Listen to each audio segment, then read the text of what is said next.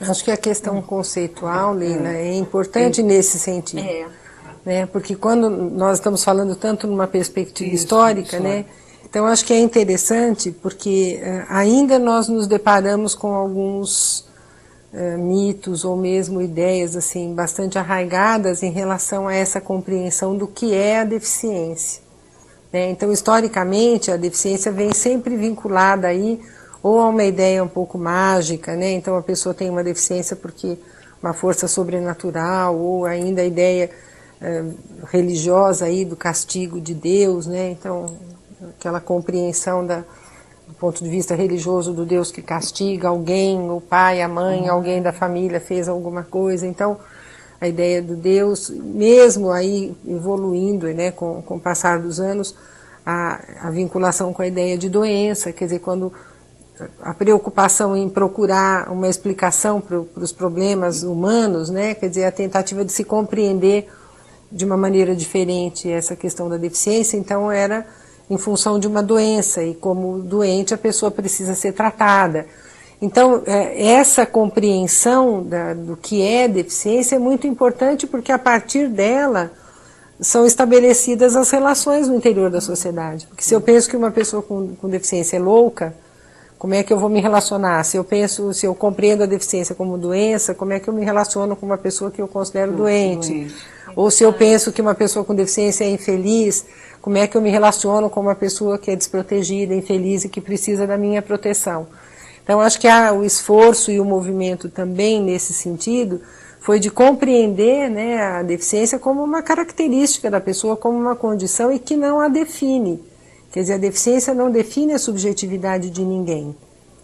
Né? A pessoa é uma pessoa. Por isso, inclusive, a própria convenção recomenda. É pessoa com deficiência. E não a pessoas portadoras de deficiência, né? Não, a gente é pessoa com. Porque é uma pessoa. É uma pessoa. O portar, a gente fala assim, portar, eu porto a bolsa, daí eu posso dar o documento, eu posso colocar e tirar em qualquer lugar. Eu acho que uma coisa interessante que a Carmen comentou e que eu preciso ser reforçado, a grande vitória, vamos dizer assim, das pessoas com deficiência é que agora nós somos tratados dentro dos direitos humanos. Nós não somos tratados mais na área da saúde, na área de assistência, na área de educação. Nós somos tratados na área dos direitos humanos. Tanto que, a nível nacional, a Secretaria de Direitos da Pessoa com Deficiência está ligado ao Ministério dos Direitos Humanos, né? O Ministério dos Direitos Humanos. Então, esse é a grande importância. Eu vou ser tratado primeiro como cidadã, como pessoa. Né? Depois a gente vai vendo as especificidades, quais são os entraves que tem para que eu tenha a mesma condição de vida que você. Né? E como que a gente resolve esses entraves. Mas, por exemplo, assim, eu tinha uma impressão diferenciada. Você que trabalha, né, nessa área e você que está envolvida há tantos anos, né, como militante, inclusive, eu tinha a ideia de que as pessoas ainda têm esse conceito antigo, que tem esse preconceito, inclusive. Como é que está essa situação hoje? Vocês que estão diretamente ligadas, quer dizer, evoluiu muito, não? Eu acho que evoluiu, sim. Eu acho que seria indiscutível, né, a gente considerar avanços. Agora, nós ainda nos deparamos, e assim, cotidianamente, né, se a gente for ver, a gente pode dar um exemplo que aconteceu ontem, um que aconteceu né, recentemente, em que as pessoas ainda têm dúvidas, né? E o que aconteceu também, aí pensando historicamente, é que as pessoas com deficiência estavam sempre à parte. Com esse conceito, e como a gente sempre vinculou a questão da ideia da deficiência, a incapacidade, a uma inabilidade, a insuficiência da pessoa ou porque a pessoa era doente, ou porque era louca, ou porque não conseguia aprender nem se relacionar, ela ficou à parte. Com isso, nem ela, nem todas as pessoas aprenderam a se relacionar, porque nós nos relacionamos porque estamos nos espaços, na escola, na cidade, trabalhando nos espaços de lazer, de cultura, na vida, no mundo, né? Na cidade, no bairro, na igreja, onde for. Vivendo, né? E as pessoas com deficiência estavam à margem, né? Segregadas em espaços isolados. Então, de fato, o que pode mudar tudo isso, todo esse conceito, é a convivência e a informação.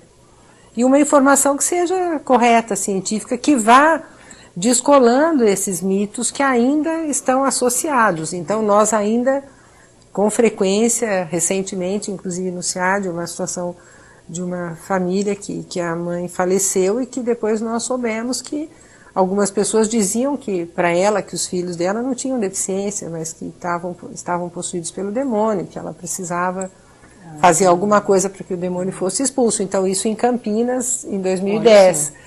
Então, não é uma coisa que está longe, né? Está pertinho da gente, é tão recente. Então, ainda existem dúvidas, sim, né?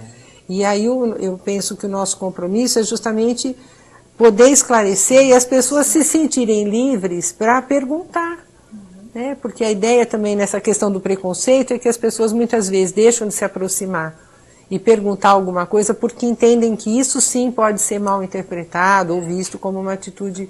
Não é? O que a gente consegue. É justamente um dos trabalhos da ONG que eu participo, que é justamente a questão da difusão da informação. Porque a gente acredita que a partir do momento que se tenha a convivência e que se tenha a informação, o preconceito acaba. Acaba, né? Então, a partir do momento que eu começo a me relacionar com você e você começa a perceber que eu sou igual a você, a gente vai conviver numa boa, sem problema nenhum. Então, essa questão da convivência e do estar junto em todos os lugares, em todas as situações, é que favorece a quebra dos preconceitos, as mudanças dos paradigmas, né? Então, porque tem a questão da institucionalização, da família esconder, da família não esconder no mau sentido, mas no proteger. Né? Não vou deixar, então colocava as pessoas com deficiência em redomas, né? Isso. Então, não. A partir do momento que você quebra essa dinâmica, né? A gente tem esse novo conceito de inclusão. Nós tivemos aqui até um depoimento do Vinícius, que ele ia jantar com a esposa dele no restaurante. Isso. Quer dizer, ele é cadeirante. O garçom automaticamente entregava o cardápio para ela. Mas assim, o preconceito é tão enraigado que eu tenho um filho de 17 anos, né? Há um mês e pouco atrás ele teve um problema de garganta, eu fui levar no PS. E eu fui de cadeira de roda. Quando nós entramos, né, chamou o nome dele, quando nós entramos no consultório, a médica olhou para mim e falou assim, mas como? É Pedro? Eu falei, é meu filho. Olha, porque a médica... uns 20 dias. Então a médica, ela falou assim, quem é a doente? A que está com cadeira de roda, né? Então, são as coisas que daí ela ficou assim meio assustada. Ele que tinha levado, né? Não, quem está doente é meu filho, eu tô acompanhando, eu sou a mãe, né? Então, isso, gente, é o dia a dia da gente, né? Então, outro dia onde que eu fui tirar um raio-x. A moça perguntou umas 3, 4 vezes, mas você está sozinha? Ué, por que eu não vou estar sozinha? Eu sei meu nome, sei tudo, sou eu que vou ser radiografada, por que eu preciso de alguém estar comigo? Porque eu estou na condição de uma cadeira de roda? Né? Então, acho que essa dinâmica do dia a dia é que surpreendem. Isso não é dizer assim, são pessoas que não têm conhecimento, não têm formação. Não, são pessoas. São pessoas esclarecidas que tiveram uma educação. Que tiveram alguma formação. Mas que não têm a convivência com o diferente, com as especificidades, com as particularidades. Eu acho que aí, Ida, né, e completando a questão do conceito, quer dizer, quando você compreende a deficiência como uma condição, você vai entender isso na perspectiva de que essa condição te remete a um recurso, a necessidade de um recurso, que aí sim é diferente do usual. Isso. Que nós não vamos negar que existe uma deficiência que demanda um recurso que é significativamente diferente do usual. é isso que define, né? Então, quer dizer, para a Ida, por exemplo, a condição da cadeira de roda, ou a necessidade da cadeira de roda, implica na necessidade de um recurso que é diferente do usual. Né?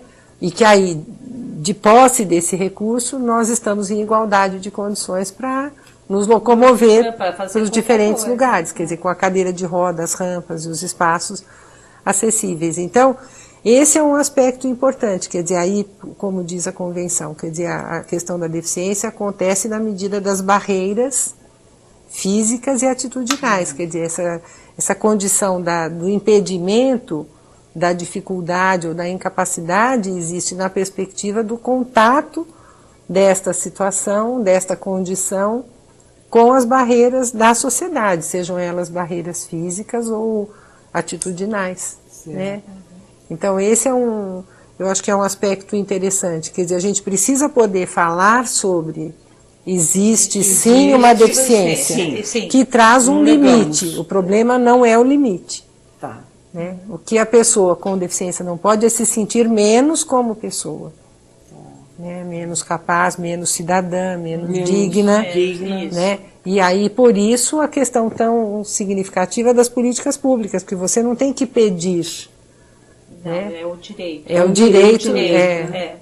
A diferença é o direito. Mas chega a ser frustrante, né, Ida? Algumas situações como essa, né? Sim, a gente fica, mas é cansativo, acho que não é frustrante, é cansativo, né? Porque você enjoa, entendeu? Um dia não, um dia sim, um dia outro também um dia alguém acerta, isso, um dia outro erra, mas tudo bem, mas eu acho que é isso que é o gostoso de se viver, né? Você está num mundo de transformação, né? Então eu até brinco, né? Às vezes, hoje é muito mais fácil ser deficiente que quando eu estudei, não tinha essa história de a classe ter acessibilidade, nada, não existia. Né? Tinha que ter a boa vontade dos pais, dos irmãos, para a gente conseguir ter esse tipo de coisa, né? Não que hoje seja maravilhoso, não que hoje esteja todos os problemas resolvidos, que eu acho que assim, ainda tem muita coisa para se resolver, né? Mas já está se caminhando, já se sabe onde reclamar, onde perguntar, onde, né, bater na porta. A gente tem muito que conversar ainda, depois eu gostaria de saber de vocês um pouco do papel das ONGs com relação a essa questão das pessoas com deficiência. Tá. Mas eu vou dar uma paradinha agora aqui nesse nosso bate-papo, tá certo? Ok. E no próximo bloco a gente continua conversando sobre os desafios das pessoas com deficiência. É só um instantinho.